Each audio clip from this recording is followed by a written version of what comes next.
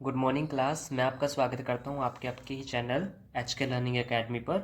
और आपको एक खुशखबरी देना चाहता हूं कि एच के लर्निंग एकेडमी पर अब बीएससी की जो फोर्थ सेमेस्टर उसकी बुक मैथ्स की अब चलने वाली है। ठीक है, मतलब इसका आपका A to Z सिलेबस आपको यहाँ से मिल जाएगा। हर एक क्वेश्चन आपको बीएससी के मिल जाएंगे इस चैनल पर। और हम कोशिश करेंगे कि हम और भी वीडियोस आपके लिए लेकर आएँ। तो चलिए अब हम इसका जो फर्स्ट चैप्टर है वो हम शुरू कर लेते हैं। जो फर्स्ट चैप्टर वो है आपका general equation of second degree. General equation of second degree में क्या है, पहले ना इसने आपको कोनिक सेक्शन के बारे में बताया कि कोनिक सेक्शन होता क्या है। The locus of a point which moves in a plane such that its distance from a fix point is in a constant ratio to its distance from a fix straight line is called a conic section और a conic. चलिए अब हम इसको देख लेते हैं।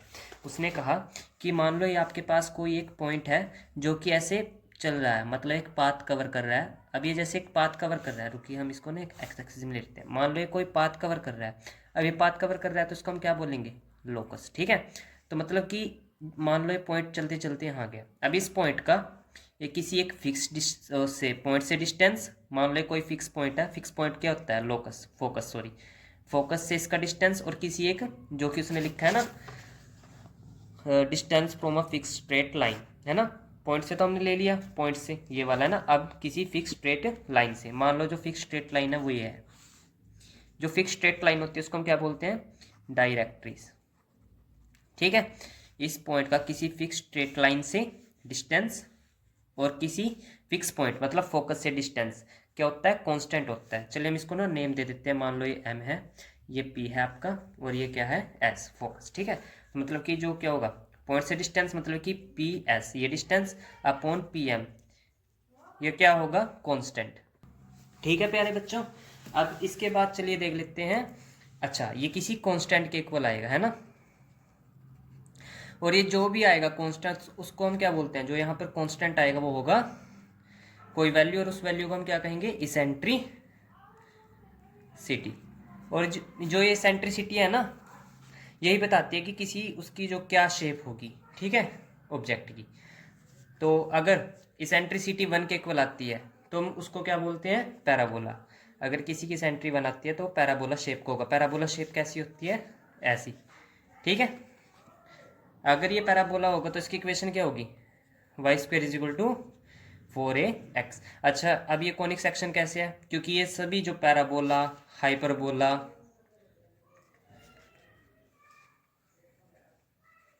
ठीक है, और एलिप्स, ये सभी किसके टाइप है, ये सभी हैं कॉनिक सेक्शन के। ठीक है, सभी कॉनिक सेक्शन के टाइप है। अब देखिए इसमें, अब ये कोई पॉइंट ऐसे मूव कर रहा है तो मान लो पॉइंट है, इसका कोई फिक्स, मतलब ये फिक्स पॉइंट ही है, मतलब फोकस, फोकस से डिस्टेंस है ना। और एक यहाँ पे मान लो कोई एक स्ट्रेट लाइन है, उससे डिस्टेंस, मतलब ये रेशो और ये रेशो, मतलब ये और ये जब भी आएंगे ना इक्वल होंगे, मतलब यहाँ से यहाँ तक का डिस्टेंस और यहाँ से यहाँ तक का डिस्टेंस, है ना, इक्वल होंगे तभी तो ये 1 बनेगा ना।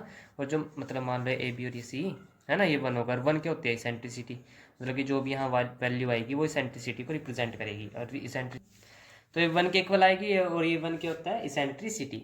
ठीक है, तो चलिए अब देखिए, मैंने ना कुछ नोट्स बनाए थे, मैं उसमें से आपको बता देता हूँ कि अगर पैराबोला हुआ है ना, पैराबोला का दिख रहा है आपको ये पॉइंट से डिस्टेंस, तो इसके लिए आपको क्या याद रखना है, जो फोकस है वो कभी भी डायरेक्ट्रिस पर लाई नहीं करेगा। ठीक है, मतलब ये आप बस समझ लो, मतलब याद कर लो, ये आपके लिए ज़्यादा जरूरी नहीं है पर जरूरी है ये चीज़ें पॉइंट। ठीक है, मतलब y square is equal to 4x, ये इसकी क्या होगी बेटा, इक्वेशन होगी पैराबोला की। और आपको पता है पैराबोला के केस में जो सेंट्रिसिटी है वो क्या होती है, 1, है ना। इक्वेशन ऑफ एक्सिस क्या होगी, y बराबर 0, मतलब ये किस पे बन रहा है, एक्स एक्सिस पे बन रहा है ना, तो मतलब y बराबर क्या होगी इसमें, 0। ठीक है, आगे देखेंगे इसके जो वर्टेक्स है वो क्या है, 0 0, और मतलब ये कहाँ कहाँ मीट कर रही है इस पे, एक तो यहाँ पर 0,0, और एक ये एक्स एक्सिस पे बना है ना, तो 1,0। ठीक है, equation of tangent at a vertex is equal to x बराबर 0। Length of latest rectum is equal to 4a। Length of latest rectum होती है ये, मतलब किसी पैराबोला की पूरी लेंथ, ये वाली यहाँ से लेकर यहाँ तक की ये पूरी लेंथ। ठीक है, 2a ये होती है, 2a होती है, टोटल हो गई 4a। ठीक है, ये पॉइंट्स आप अपनी बुक में पढ़ लेना। इस चैप्टर में तो शायद इसका कुछ काम नहीं है, पर पूरी बुक में इन चीज़ों का जरूर काम होगा आपका। ठीक है, ऐसे ही आपका अगला केस चल जाता है इलिप्स के लिए, है ना।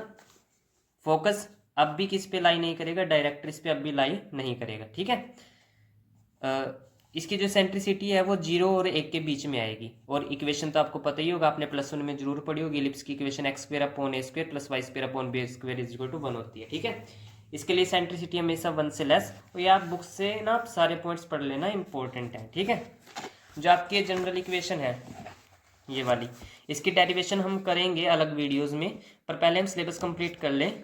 इसकी जो आपको ना इक्वेशन याद रखनी पड़ेगी, ये इक्वेशन है किसी कोनिक सेक्शन की, ax² + 2hxy + by² + 2gx + 2fy + c। ठीक है, ये आपको इक्वेशन याद करनी पड़ेगी। जो ये a 2h b ये किसी चीज के मतलब इक्वेशंस के कांस्टेंट है, मतलब इनके x² का कांस्टेंट है, ये xy का कांस्टेंट है, और ये y² का।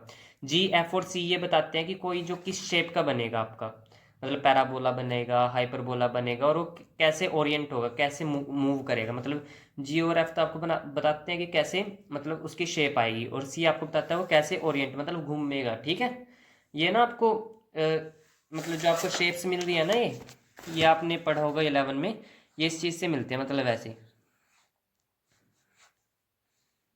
ठीक है, जब भी हम इस लाइन को ऐसे रोटेट करते हैं ना ऐसे, तो एक ऐसी सी शेप बन जाती है। तो उसमें अगर हम ऐसे काट लें, तो जब हम ऐसे काटेंगे तो आपको इलिप्स की शेप बन जाएगी। ऐसे ऐसे मतलब हम इसमें से शेप्स निकालते हैं। ठीक है, तो उसी के ऊपर बेस है आपको ये, आपको बस ये समझना है। अभी क्वेश्चंस इनके ऊपर नहीं होंगे, आपको जो क्वेश्चंस के लिए याद रखना है, तो आपको इक्वेशंस याद रखनी है। ये ax² + 2hxy + by² + 2gx + 2fy + c = 0, ये आपकी जनरल इक्वेशन है। ठीक है, मतलब ये सबकी इक्वेशन है, हाइपरबोला हो, पैराबोला हो, ठीक है, सब कुछ, इलिप्स हो। अच्छा, अब जो इसमें एक इक्वेशन आपको याद रखनी है क्वेश्चन करने के लिए, जब हम आपके जो सेंटर है वो रीजन पे, मतलब जब आपका जो सेंटर है वो रीजन पे आ जाता है, मतलब मान लो आपके इलिप्स है, इसका जो सेंटर है मान लो यहाँ आ गया आपका, किस पे आ गया, ओरिजिन पे ही आ गया ना सेंटर। मतलब ऐसे भी तो ले सकते थे ना इलिप्स यहाँ पर, मतलब इसका सेंटर कुछ और हो सकता था, वो तो इन इसके लिए तो आप ये इक्वेशन यूज़ कर सकते हो। पर अगर आपका जो सेंटर है वो ओरिजिन पे आ जाता है, तो उसके लिए आप इक्वेशन ये यूज़ करोगे, ax² + 2hxy + by² + c1 = 0, ये इक्वेशन आपकी। ठीक है, मतलब कि मैं बताऊंगा इक्वेशन कैसे यूज़ होगी, कैसी ये इक्वेशन होगी, हम क्वेश्चन करेंगे ना आगे। फिलहाल आप इतना याद रखो कि ये कौन सी इक्वेशन है, जब आपके जो सेंटर है वो किस पे आ जाता है, एट ओरिजिन, जब आपका सेंटर ओरिजिन पर आ जाता है। और जो C1 है वो कैसे निकालेंगे हम, ये पता क्या है आपको ना, कोई भी इक्वेशन होगी, बस आपको छोटे x की जगह वहाँ पे बड़ा x, मतलब y की छोटे y की जगह बड़ा y, ऐसे ही इसी इक्वेशन जो गिवन होगी उससे ऐसी इक्वेशन बनानी है। और C1 मैं आपको बता देता हूँ, C1 आपको निकालना है। C1 कैसे निकलेगा, gx1 + fy1 + c, ये वैल्यूज आप क्वेश्चंस में गिवन होंगी आपको, मतलब मैं सिखाऊंगा, कंपेयर करके निकालनी होती है, फिर आपको इक्वेशन निकालनी आ जाएगी। ठीक है, अच्छा, सेंटर के कोऑर्डिनेट्स कैसे, coordinates of centre, coordinates of centre निकालने को के लिए आपको क्या होगा, मान लो आपके पास कोई भी गिवन इक्वेशन होगी, फंक्शन होगा वो एक्स और वाई का। ठीक है, उसको आप पहले किसके पार्शियली डेरिवेटिव करोगे, एक्स के रिस्पेक्ट में, और फिर पार्शियली डेरिवेटिव करोगे आप वाई के रिस्पेक्ट में। ठीक है, जब आ जाएंगे दोनों डेरिवेटिव, फिर इसको मतलब मान लो कोई ax+ ऐसे कुछ समथिंग आया, ऐसे ही आया by + c समथिंग कुछ भी, तो इसको आप 0 के इक्वल पुट कर दोगे, ऐसे इसको 0 के इक्वल पुट कर दोगे।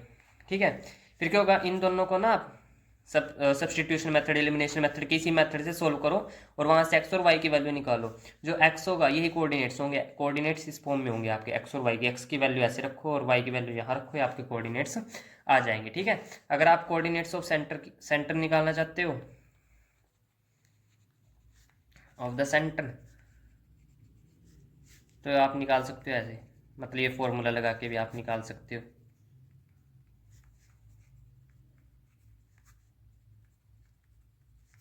ठीक है, इससे आप ऐसे निकाल सकते हो। ठीक है जी, चलिए, अब एक होता है आपका डिस्क्रिमिनेंट, मतलब डेल, ये आपको पता है कैसे निकालना है, मतलब आपके पास अगर गिवन इक्वेशन ये है,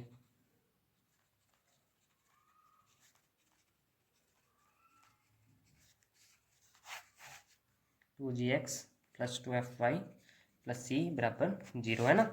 तो आप इनके कोफिशिएंट्स देखो क्या क्या है, इसका a है, h है, g है, h है, b है, f है, g f h, ठीक है, ये आपको याद करनी है, इसका प्रूफ शायद आपके सिलेबस में नहीं है। ठीक है, तो डेल आप कैसे निकाल सकते हो, मतलब आप सोल्व करो ना, इसको ए ऐसे ही रखो, बी एफ सी आपको पता है ना, ये ऐसे मतलब इसको कैसे सोल्व करते हैं। फिर H G F C plus G H G B F, तो ये बनेगा A B into C minus K F का square minus K H into C minus K G F plus G H F minus K G B. ठीक है, ये आप ऐसे कर लेंगे। चलिए अब इसको आगे सोल्व कर देते हैं। A B C minus K F का square minus K H square सी माइनस माइनस प्लस के जी एफ एच प्लस के G F H minus K जी स्क्वायर इंटू बी, है ना। अब आगे देखेंगे ए बी सी, ये कितने हो गए, प्लस 2f(g(h) और ये आ जाएगा बी जी का स्क्वायर माइनस के ए एफ का स्क्वायर और माइनस के सी एच का स्क्वायर, ये आपके पास आ गई। अब आपको ये पूरा सोल्व थोड़ी करना है जो मैंने किया, है ना। आपको तो बस क्या करनी है, आपको सिर्फ ये वैल्यू उठा के सोल्व करनी है। ठीक है, अच्छा डेल आपको, अगर डेल की वैल्यू नॉन नेगेटिव आई, ठीक है, मतलब ये 0 आई, इससे ना आपको शेप पता लग जाएगी कि कौन सी शेप है। मान लो अगर डेल बराबर नॉन नेगेटिव आया, फिर आपको ना एक चीज़ निकालनी पड़ेगी, ए b minus K H square. ठीक है, अगर तो ये नॉन नेगेटिव आया फिर आप ये निकालोगे। ठीक है, अगर ये मान लो आपकी वैल्यू 0 से बड़ी आई तो आपको पता लग जाएगा कि ये क्या है, इलिप्स है। ठीक है, अगर ये वैल्यू सॉल्व करने के बाद आपके पास कैसी आई, छोटी आई 0 से, तो आपको क्या पता लगेगा कि ये क्या है, हाइपरबोला शेप है। ठीक है, और अगर मान लो ये 0 से छोटी आई और अगर हम a प्लस बी का सम करें और वो 0 के इक्वल आया तो क्या होगा, रेक्टेंगुलर हाइपरबोला। ठीक है, ये आपके बुक्स में गिवन आपके सारा कुछ। चलिए मैं आपको दिखा दूँ, ये देखिए दिख रहा है आपको, मतलब ये आपको बताएगा कैसा होगा कर्व, है ना। मतलब आप पहले डेल निकालोगे इक्वेशन का, डेल निकालने के बाद अगर वो 0 नहीं आया, मतलब कोई भी नॉन जीरो वैल्यू आई, तो फिर आप ये निकालोगे ए b minus K H square. अगर वो 0 से बड़ा है तो वो इलिप्स होगा, 0 से मतलब इससे छोटा आई वैल्यू, 0 से छोटी आई तो वो हाइपरबोला होगा, 0 से छोटी आई और ए प्लस बी बराबर 0 आया तो क्या होगा, रेक्टेंगुलर हाइपरबोला। ठीक है, और पैराबोला कब होगा, अगर वो 0 के इक्वल आ जाएगा। ठीक है, और सर्कल कब होगा, जब ए बराबर बी और एच बराबर 0 हो जाएगा। समझ में आ गई बात। ऐसे ही अगर तो डेल की वैल्यू 0 आ जाएगी तो आपके पास 3 केस बनते हैं, मतलब कि फिर अगर आपका डेल बराबर 0 होने के बाद आपने a b minus h square निकाला, अगर वो भी 0 आया तो क्या होगा, पैरेलल लाइंस होंगी। ठीक है, 2 पेयर होगा पैरेलल लाइंस का। अगर ए प्लस बी बराबर 0 आया, आपने निकाला ए प्लस बी, तो वो क्या होगा, पेयर ऑफ परपेंडिकुलर लाइंस होगा। ठीक है, मतलब परपेंडिकुलर लाइंस का जोड़ा होगा। अब pair of intersecting lines a b minus h square, मतलब आपने a b minus h square निकाला और वो नॉन जीरो आई वैल्यू, तो क्या होगा, pair of non intersecting lines, मतलब कि जो लाइंस आपस में काट रही हैं उनका जोड़ा। ठीक है, पेयर। ठीक है जी, चलिए अब हम इसके ना क्वेश्चंस की तरफ चलते हैं। क्वेश्चन कैसे सोल्व करते हैं, चलिए वो देखते हैं। अभी एजम्प्टोट्स का कंसेप्ट बताना रहता है, उसके लिए जब हम क्वेश्चन करेंगे ना, मैं तभी आपको उसका कंसेप्ट बता दूंगा। तो चलिए अब हम एक्सरसाइज स्टार्ट करते हैं। तो एक्सरसाइज का जो फर्स्ट क्वेश्चन है आपका वो है, find the coordinates of the centre and the equation of conic refer to centre as origin. मतलब कि आपको एक तो कोऑर्डिनेट्स निकालने हैं और आपको वो सेंटर निकालना है जो कि ओरिजिन पर आ रहे हैं। ठीक है, मतलब कौन सा कोनिक रिप्रेजेंट करता है सेंटर एज ओरिजिन को। तो चलिए पहले तो मैंने आपको बताया कोऑर्डिनेट्स कैसे निकालते हैं ना, अभी बताया था ना कि आप इसको एफ और एक्स के टर्म में मानने, एफ डैश एक्स, फिर इसका एक बार एक्स के रिस्पेक्ट में और एक बार वाई के रिस्पेक्ट में डेरिवेटिव करें। ठीक है, तो वहाँ से तो आपके कोऑर्डिनेट्स निकल जाएंगे। और इक्वेशन के लिए चलिए मैं आपको इसका मेथड ऑफ रूल बता देता हूँ। मैं एक क्वेश्चन करूँगा, मतलब करूँगा तो सारे आप मतलब एक बार मेथड देख के खुद ट्राई करना। ठीक है, तो चलिए हम फर्स्ट क्वेश्चन स्टार्ट करते हैं। जो आपका फर्स्ट क्वेश्चन है वो है आपका एक्स स्क्वेयर माइनस के 3xy प्लस के वाई स्क्वेयर प्लस के 10x माइनस के 10y प्लस के 21 इज इक्वल टू 0। तो पहले हम इस इक्वेशन को, जो स्टेप नंबर 1 है सोल्व करने का, पहले आप इस इक्वेशन को किससे, मतलब कि ए एक्स स्क्वेयर प्लस के 2hxy प्लस के b y square plus 2gx plus 2fy plus c is equal to 0, ये आपकी जनरल इक्वेशन है ना। कोई भी क्वेश्चन सोल्व होगा ना इस चैप्टर का तो सबसे पहले आपको ये इक्वेशन उठानी होगी। मान लो इक्वेशन नंबर 2 और ये इक्वेशन नंबर 1, इक्वेशन नंबर 2। अब क्या करना है आपको, कंपेयर करना है। कंपेयर इक्वेशन नंबर 1 विद 2 के साथ कंपेयर करेंगे तो आपको क्या दिख रहा है, एक्स के स्क्वायर के आगे 1 है और यहाँ ए है, मतलब ए किसके इक्वल आ गया 1 के, और यहाँ 2h है और एक्स वाई के आगे 3 है, तो यहाँ पे 2h किसके इक्वल आया -3 के, है ना, माइनस है ना आगे, ऐसे आपको प्लस माइनस का ध्यान रखना है। ऐसे ही बी है ना, y के आगे 1, b इज इक्वल टू 1, ऐसे ही 2g इज इक्वल टू 10, ऐसे आपको कंपेयर करना है, क्योंकि यहाँ भी x है ना तो यहाँ भी x है, तो x के आगे आगे कंपेयर करेंगे। ऐसे 2f इज इक्वल टू -10 और c इज इक्वल टू 21, ठीक है। तो अब यहाँ से सोल्व करेंगे तो a तो 1 ही आ गया और h क्या आएगा -3/2, b इज इक्वल टू 1 ही है और g क्या आएगा, मतलब 10/2 5 आ गया ना, और ऐसे ही f क्या आएगा -5, c तो 21 है ही। तो अब आपको निकालना था कोऑर्डिनेट्स, है ना, 4 कोऑर्डिनेट्स। कोऑर्डिनेट्स के लिए आप क्या करेंगे, डेल एफ अपॉन इसको जो एक इक्वेशन है उसको आप x के रिस्पेक्ट में पहले क्या करोगे, डेरिवेटिव करोगे पार्शली, तो क्या आएगा एक्स स्क्वायर का क्या बनेगा 2x, और पार्शली करना है मतलब y को आप एज अ कांस्टेंट मान लो जब आप x के रिस्पेक्ट में डेरिवेटिव कर रहे हो, तो ये क्या बनेगा -3y और इसका क्या बनेगा 10x का 10, अब बाकी तो 0 बन जाएगा। कांस्टेंट कब मानना है y को, जब आपके साथ जब आप उनके साथ x भी लगाओ, ठीक है। अब इसमें x तो x की टर्म तो है नहीं, अब ये सारी कांस्टेंट है, कांस्टेंट की वैल्यू होती है 0। ऐसे ही हम किसकी एफ वाई के रिस्पेक्ट में करेंगे तो आपके पास आएगा -3x, मतलब इसका -3x क्योंकि y के रिस्पेक्ट में ना x कांस्टेंट है, इसकी तो 0 और इसकी भी 0। अब ये क्या बनेगा -10 है ना जी, और इसकी वाई स्क्वायर की क्या बनेगी 2y, शायद मैंने वाई स्क्वायर को कांस्टेंट बोल दिया था, सॉरी, ठीक है। अब ये कर लेंगे। अब मैंने क्या कहा था, जो थर्ड स्टेप है ये स्टेप नंबर 2 है। स्टेप नंबर 3 में आप क्या करेंगे, अब इसको 0 के इक्वल पुट करेंगे और इसको भी 0 के इक्वल पुट करेंगे।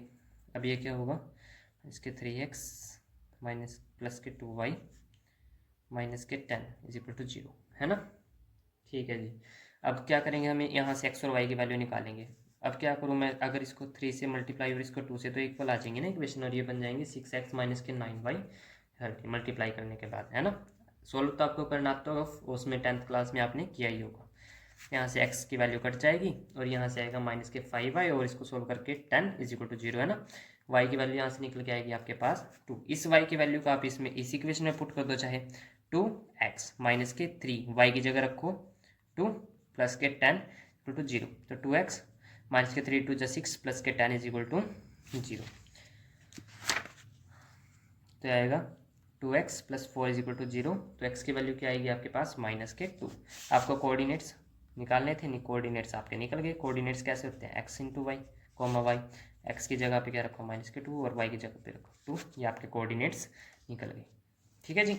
अब आपको क्या निकालना था, इक्वेशन निकालनी थी, है ना। इक्वेशन जब आपके जो सेंटर है वो ओरिजिन पे आ जाए तो उस समय आपकी इक्वेशन क्या होगी, equation of the conic referred, ये स्पेलिंग आप ठीक कर लेना, सेंटर हैज ओरिजिन,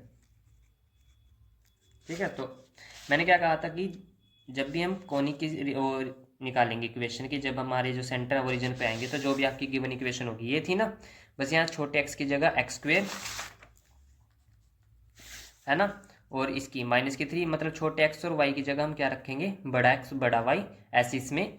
और क्या होगा, ये जो इक्वेशन है ना ये क्या कर देंगे हम कट कर देंगे, ठीक है। मतलब इन सारी की जगह क्या जाएगा C1, एक कांस्टेंट रखेंगे हम। ये इक्वेशन होती है, इसकी डेरिवेशन होती है, ठीक है। मैंने आपको ट्रिक से ये समझने के लिए बताया है कि आप छोटे x की जगह x स्क्वायर और छोटे y की जगह y स्क्वायर, तो ये क्या बनेगी, ये बनेगी देखो 2, और छोटे x की जगह मैंने क्या कहा बड़ा x, और ऐसी बड़ा y, और ऐसी अगली जो थी वो क्या थी y स्क्वायर, है ना। और बाकी मैंने क्या कहा, जो भी बचा उस सारे को C1 के इक्वल रख लो, ये आपकी इक्वेशन होगी ऐसी। अब ये अभी कंप्लीट तो ही नहीं, आपको C1 की वैल्यू निकालनी है, और C1 की वैल्यू मैंने बताई थी आपको कैसे निकाल सकते हो, ऐसे इस फॉर्मूले से gx1 प्लस fy1 प्लस के c, है ना, बराबर x1 और y1 क्या है, यही है आपके x1 और y1, मतलब x और y, x1 और y1 आपके कोऑर्डिनेट्स, ठीक है। आप यहाँ यही लिख लो जी, x1 कितना आपके पास -2 और ये कितना है f2 प्लस के c। अब g की वैल्यू आपने ऊपर निकाली थी कंपेयर करके ना, g की कितनी थी 5 और f की कितनी -5 और c की कितनी थी 21। तो चलिए, तो तो C1 इज इक्वल टू जी की जगह रखेंगे आप 5, एफ की जगह कितना था आपका -5 और सी की जगह 21। जब आप इसको सोल्व करोगे तो कितना आएगा आपके पास 1। ठीक है, ये C1 आ गया। बस अब इसी ये इक्वेशन आपको रखनी थी, मतलब बस C1 की वैल्यू तो रह गई थी पुट करनी। अब इसकी जगह यहाँ 1 रख दो तो इक्वेशन आपकी क्या बन जाएगी, x² + 2hxy प्लस के y² प्लस के 1 इज इक्वल टू 0। ये आपकी इक्वेशन बन गई है। ठीक है जी, ये आपका आ गया आंसर। अब ऐसे इसका सेकंड पार्ट देखिए, मैंने कर रखा है, अगर मैं करवाने लगूंगा तो टाइम बहुत लग जाएगा, आप इसी से समझ लीजिए। आपके पास गिवन इक्वेशन दी है ना, आपको कोऑर्डिनेट्स निकालने थे, तो चलिए मैं आपको कराई देता हूँ। तो ये आपका सेकंड क्वेश्चन, तो इसमें भी आप कंपेयर करेंगे ऑन कंपेयरिंग इक्वेशन 1 है ना, इक्वेशन 1 विद इक्वेशन, क्या थी वो equation, x² + 2hxy + by² + 2gx + 2fy + c is equal to 0। तो कंपेयर करने पर a किसके इक्वल आया 2 के, b किसके इक्वल आया 1 के, और यहाँ से आपको दिख रहा है जो 2h है वो किसके इक्वल आ रहा है -3 के, है ना। और ऐसे ही 2g किसके इक्वल आ रहा है -5 के, और 2f किसके इक्वल आ रहा है 4 के, और c 6 के, है ना। तो चलिए अब आपको आपके पास a = 2, b = 1 और h क्या आया यहाँ से -3/2 और g क्या आया -5/2 और f कितना आया 2 और c कितना आया 6। ठीक है, तो चलिए अब आपको क्या निकालने थे, कोऑर्डिनेट्स, है ना। फॉर कोऑर्डिनेट्स निकालने की जो गिवन इक्वेशन है उसको एक बार x के रिस्पेक्ट में डेरिवेटिव करो। x के रिस्पेक्ट में इसका क्या बनेगा 4x। अब हम ना पार्शली कर रहे हैं, आप ध्यान रखिए इस बात का। x है, x के साथ जो y होगा वो कांस्टेंट माना जाएगा, तो क्या बनेगा -3y, क्योंकि y तो कांस्टेंट है। पर अगर कांस्टेंट की डेरिवेटिव क्या होती है 0, ये तो इसमें x के साथ कांस्टेंट था ना, इसलिए इसका हमने y लिया। तो इक्वेशन ऐसे सोल्व करने पर क्या बनेगी आगे, इसका ये तो 0 गया, -5 और बाकी सारा भी 0, है ना। ऐसे ही हम y के रिस्पेक्ट में निकालेंगे, तो y के रिस्पेक्ट में आपकी जो इक्वेशन आएगी, अब हम y के रिस्पेक्ट में करेंगे तो ये बनेगी आपकी -3x + 2y + 4, है ना। मतलब कि देखिए -3y 2y और +4। ठीक है, अब आपको पता है नेक्स्ट स्टेप में हम क्या करते हैं, इसकी जगह और इसकी जगह 0 रखते हैं फॉर कोऑर्डिनेट्स, है ना। कोऑर्डिनेट्स ऑफ द सेंटर, मतलब अगर हमें सेंटर के कोऑर्डिनेट्स निकालने हैं तब हम 0 रखते हैं। ठीक है जी, तो ये बनेगा 4x - 3y - 5 is equal to 0। ऐसे इसमें -3x + 2y + 4 is equal to 0। ठीक है, अब इसको हम क्या करें 2 से मल्टीप्लाई कर दे और इसको 3 से, है ना। अभी हमें x और y की वैल्यू निकालनी है ना, तो क्या बनेगी 8x - 6y - 10 is equal to 0 और ये बनेगी -9x + 6y + 12 is equal to 0। ठीक है, अब इनको सोल्व करेंगे कैंसिल हो जाएंगी, आएगी -x और ये +2 इज इक्वल टू 0। तो ये कितनी आएगी x की वैल्यू 2। ठीक है, अब हमारी x और y की वैल्यू आ गई आपकी। अब हम क्या करेंगे इसमें, मतलब कि अच्छा सॉरी, अभी तो x की वैल्यू आई है, अब आप y की वैल्यू निकालेंगे ना। x की वैल्यू किसी एक इक्वेशन में पुट कर देंगे, तो मैं इसमें पुट करता हूँ, तो 4 × 2 x की जगह 2 -3y - 5 इज इक्वल टू 0। तो यहाँ से आपकी y की वैल्यू सोल्व करने के बाद आएगी 1। ठीक है, आप सोल्व कर लो, 4 × 2 = 8, 8 में से 5 गए 3 और इधर चला जाएगा -3, -3 के साथ -3 कैंसिल आउट होकर 1 आ जाएगा। आप इसको सोल्व कर लीजिएगा। ठीक है, उसके बाद अब आपके कोऑर्डिनेट्स क्या है, हंस द कोऑर्डिनेट्स आर